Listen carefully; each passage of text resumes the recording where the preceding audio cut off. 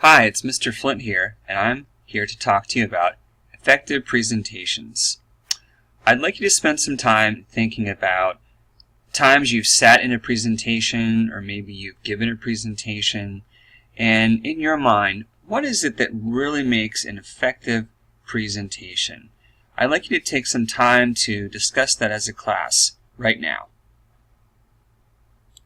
So pause the video for however long you like, have your discussion, and then once you've had a chance to chat about it, then resume the video and we'll continue on. Okay, so now that you've had a chance to talk about what makes an effective presentation, let's move on and we'll talk about some things that I've researched to help you when it's your turn to present what will effectively communicate your message. Now, the number one thing I think it's important to understand is that the focus is not on your PowerPoint slide or your Google slide. It's not on how many pictures you can cram in there or how much information you can jam on one slide. It's really about you and what message you have to give to your audience. So it's the one-on-one connection you make between yourself and then the people that you're trying to communicate with. So always remember that a fancy slideshow or presentation will never take the place of the connection that that audience member is going to have on you. And if that's strong, then what you have to say will also come true as well, which is what you want. Now, there are a lot of mistakes that students and even adults commonly make to really mess up that connection and take away the focus from you and put it on your slides, which is where you don't want it to be. So here are a few things to avoid when you're making a presentation, and that is trying to put too much text on one slide. As you can see here, there's a lot of text. And when someone's looking at a slide with a lot of information, their brain just kind of goes into overload, and it's just too much to process. And all that important information which you felt you've put on that slide, that your audience isn't going to get anything out of that because it's just too much information to sift through. So you've really got to keep it simple and limit the amount of text you put on each slide. And with that comes the concept of effective space. You know, it's human nature. We want to fill up the slide, thinking that if we have a lot of extra vacant space, that's a bad thing. Well, in reality, it's actually a good thing. If you have open space in your slide, if you don't try to jam everything in there, it's a lot more pleasing to the audience, and you're going to deliver that message and make that connection a lot better. So having open space, like looking at this wall, is actually a good thing, contrary to what a lot of people might think. Another thing to avoid is too many slides. If your slideshow is 15, 16, 20 slides long, that's just too much information for one person in an audience to take in one setting. So I would try to limit your slide to definitely less than 15, somewhere around 10. It all depends on the topic and the project, but just keeping in mind that too much information, that you're going to tire out your audience.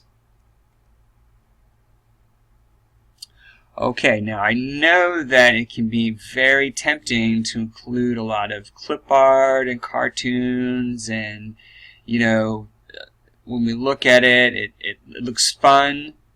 Well, in reality, when someone sees a slideshow with clip art and cartoons, you tend to not take the message, what you have to say, very seriously. So instead, any pictures you use should be more photographs, because that's more professional in nature, and you want your presentation to look as polished and professional as you possibly can for your audience member to take you seriously. And this is a mistake, and I've made it in the past, and a lot of adults make, is that they include too much clip art in their presentation. Alright, here's another common pitfall that I would like you to avoid as a student trying to make a presentation. Let's take a look. Another thing you should avoid are complete sentences. You should never use complete sentences. Use short phrases instead. You should never read from your slides either. Well, this just proves the point. I've spoken to a lot of adults who've sat in a presentation, and the presenter has just read from the slides, word for word. I can't tell you how it's somewhat insulting to have someone read to your audience, read to you, when you can simply just get the information yourself. Again, that connection should be between the speaker and the audience. It should not be from the slideshow itself. So if you're a presenter and you're just reading the slides, you're missing out on really having a dialogue with the person or people in your audience you're trying to deliver your message to. If they can just read for the slides themselves in complete sentences, what's the point of you even being there? So it's something to think about. Instead, use short phrases. Short phrases help you to communicate the message yourself in your own words. Again, that connection between you and the speaker. So you want to limit your text to short phrases and avoid complete sentences whenever possible. And please, don't just read from your slides. Your audience will know better.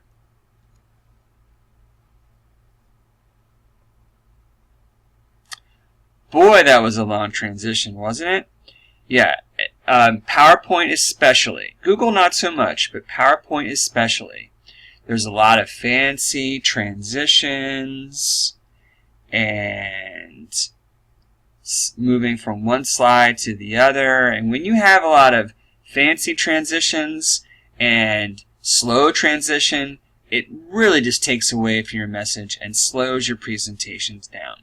So you definitely want to leave out those fancy presentations and just stick with the simple ones. Notice up until now I've used very simple transitions, fade in and fade out, nice and quick, and you probably even haven't noticed them. That's a good thing, because you don't want the focus to be on your transitions. Anything like that is going to take away from your message, and you should avoid it.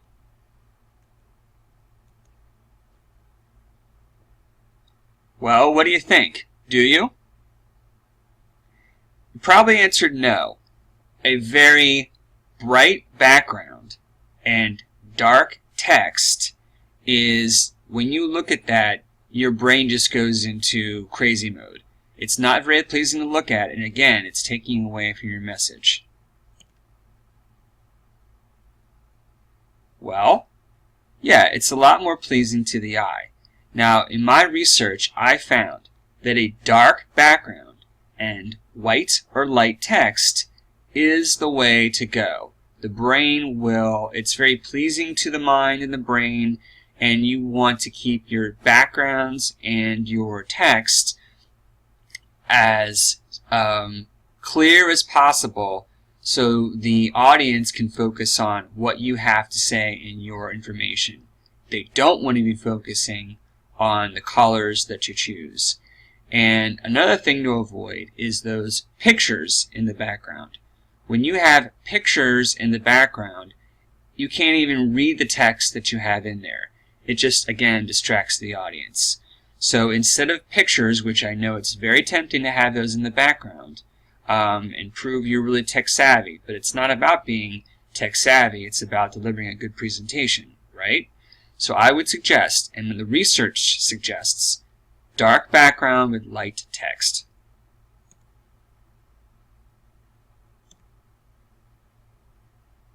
You can read with me. Fancy.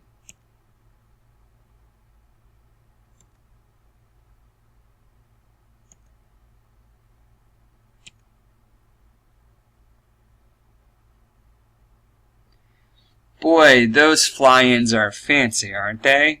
Well, you saw how long it took for me to get the information on the slide here.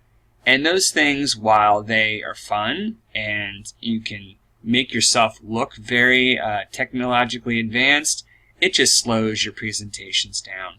And PowerPoint is notorious for this. So you want to avoid those things at all costs. Up until now, I've had the text on the slide, and I haven't had any of those fancy bells and whistles that make the words appear, and you shouldn't either. You want to keep your presentation moving along, and the fancy fly-ins will do just the opposite of that. So you want to just avoid them at all costs. Okay, so we've been over a few things, research-based practices that you can put into place to deliver an effective presentation.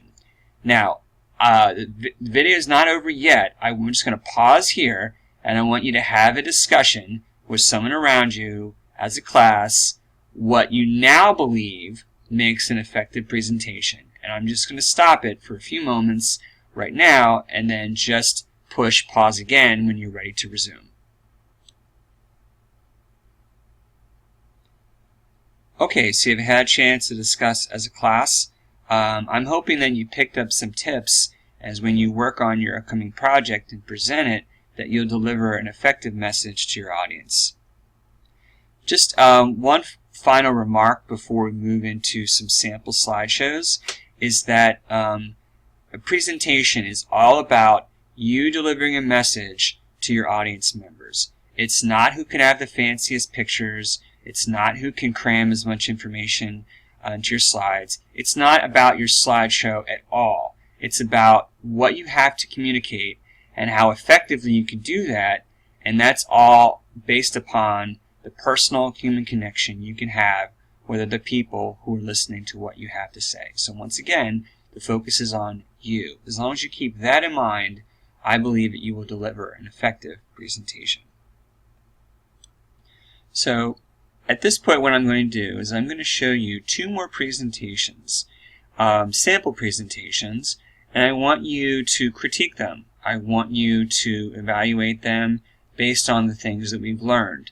Appropriate slides, appropriate message, how much text is on there, and so on, to see if you can pick out which is the better presentation. So hold on one moment as I move to sample presentation A.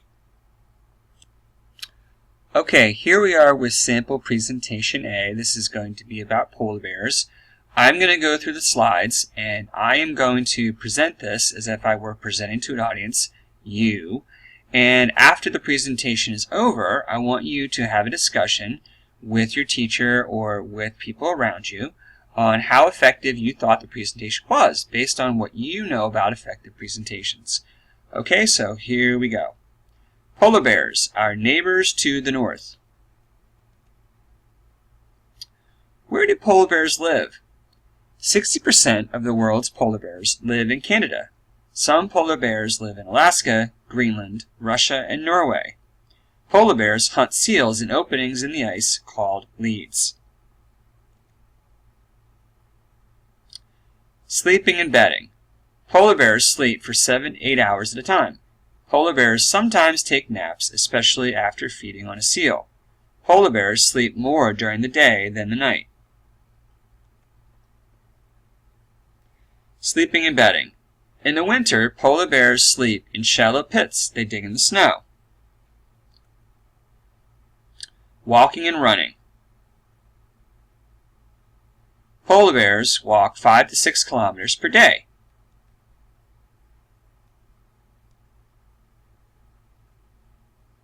Females with cubs walk half that fast.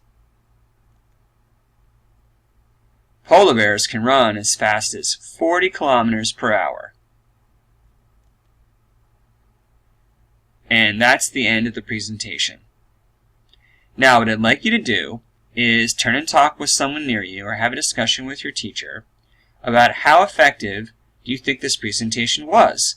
I want you to consider things like the slides, the color scheme I used, transitions I used, how did I present it? Did I speak in my own words or did I just read from the slide?